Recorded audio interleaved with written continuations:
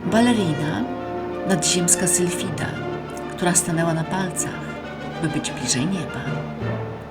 Słowo balet wywodzi się z łacińskiego ballare, tańczyć. To rodzaj widowiska teatralnego, w którym treść przekazywana jest poprzez ruch, głównie taniec, muzykę instrumentalną i scenografię. Nie ma tekstów mówionych. Historia polskiego baletu sięga XVI wieku, kiedy to odbywały się przedstawienia maskarady w Zamku Królewskim. W 1785 roku król Stanisław August Poniatowski objął patronat nad grupą 30 polskich tancerzy i tak powstał zespół Tancerze Narodowi Jego Królewskiej Mości, na czele z Michałem Rymińskim. Baletmistrzami i choreografami byli François Gabriel Ledoux z Paryża i Daniel Kurz z Wenecji, uznawani dziś za ojców polskiego baletu. Epoka romantyzmu to rozkwit warszawskiego baletu, który od 1833 roku występował w nowo zbudowanym Teatrze Wielkim, uznawany wówczas za jeden z najlepszych w Europie. Wybitnym solistą i choreografem był Roman Turczynowicz. To czas w rozwoju sztuki baletowej, gdy na pierwszy plan weszła tancerka. Tancerz, mężczyzna, tylko jej partnerowo.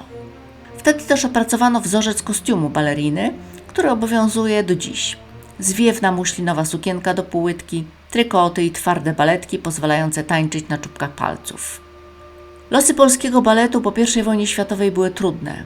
Wzloty i upadki.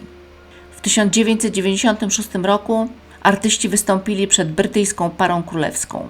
Królowa Elżbieta II i książę Filip odbywali oficjalną wizytę w Polsce.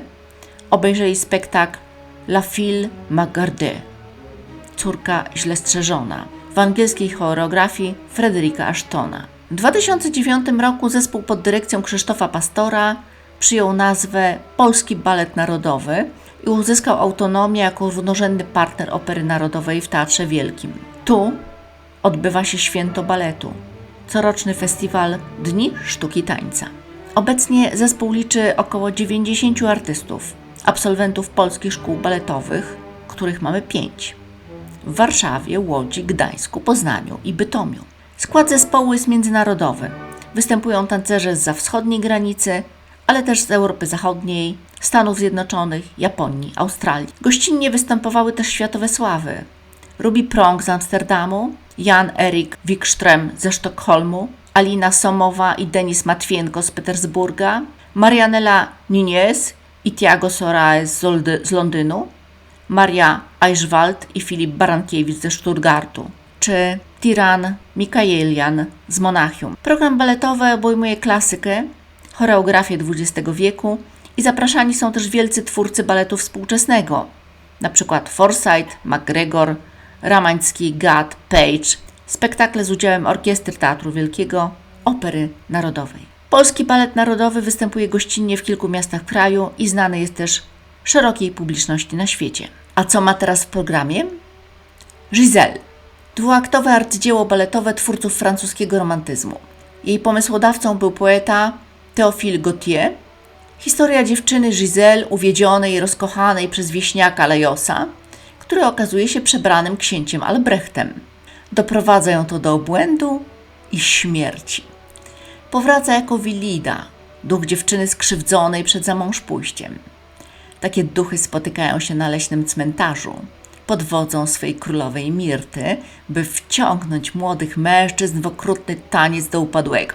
Jednak miłość Giselle do Albrechta jest tak wielka, że gdy pojawia się on przy jej grobie, dziewczyna chroni go swym tańcem do świtu, kiedy to tracą moc bezlitosne Willidy.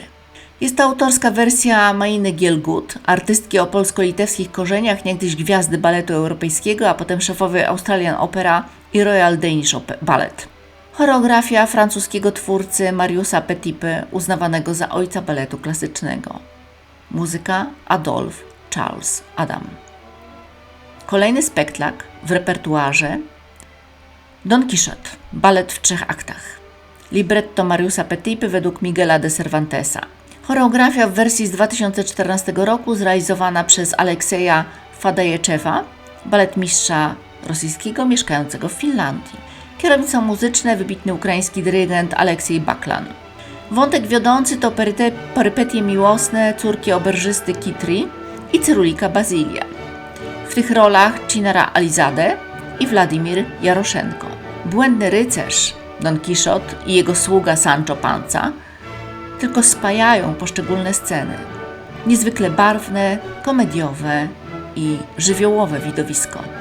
W programie też Bolero Plus. Tryptyk autorstwa Krzysztofa Pastora, dyrektora warszawskiego baletu. Moving Rooms, Killer Concerto i Bolero. Moving Rooms rozpoczyna wieczór baletowy. To zmieniające się przestrzenie świetlne tworzące sceny dla tancerzy. Do tego uczta muzyczna, koncert klawesynowy Henryka Mikołaja Góreckiego i poprzedzający go fragment pierwszego koncerto grosso Alfreda Schnittkego. Ten spektakl jest repertuarowym przebojem polskiego baletu narodowego. Wystawiany wielokrotnie za granicą, m.in. w Stanach Zjednoczonych. Kolejny z tryptykum tego wieczora to Killer Concerto. Pierwszy koncert fortepianowy Wojciecha Killara, który jest hołdem dla tego wielkiego kompozytora w 10. rocznicę śmierci. Balet pełen ekspresji, emocji, niezwykłej interpretacji muzyki w duchu abstrakcji. Bolero Ravela na zakończenie wieczoru. Krzysztof Pastor tworzył ten spektakl w 2012 roku dla holenderskiego baletu narodowego. 4 lata później wszedł na polską scenę, a od 2023 znajduje się w repertuarze baletu Opery Rzymskiej. Pinokio. Prapremiera odbędzie się 21 kwietnia 2024. To balet w 2 aktach. Libretto Anny Hopp według powieści Karla Collodiego. Muzyka Mieczysław Weinberg. Wspaniałe przeżycie artystyczne, cytując organizatorów, dzięki pełnej humoru muzyce Weinberga, pięknie tańca, magii teatralnych obrazów oraz bogatej w znaczenia opowieści, o triumfie słabości nad przemocą, o poszukiwaniu wolności i o błądzeniu, które konieczne jest dla rozwoju osobistego. W repertuarze też Dracula. Balet w 2 aktach z prologiem, który powstał na zamówienie West Australian Ballet i miał swoją światową prapremierę we wrześniu 2018 roku w Perth. Stał się wówczas sensacją baletową roku. Polska premiera odbyła się 28 kwietnia 2022 roku. Libretto napisał Paweł Chynowski według powieści Brama Stokera. Muzyka Wojciecha Killara, utwory filmowe oraz fragmenty Kościelca 1909, koncertu na fortepian i orkiestrę i 5. symfonii. Wojciech Kilar był twórcą muzyki do oscarowego filmu Dracula w reżyserii Francisa Forda Coppoli w 1992 roku. Choreografia Krzysztof Pastor. Piękny arystokrata prześladowany przez fatum i tylko miłość może go uratować. Wzruszająca i pełna grozy opowieść wiecznie żywej miłości, nawet po śmierci.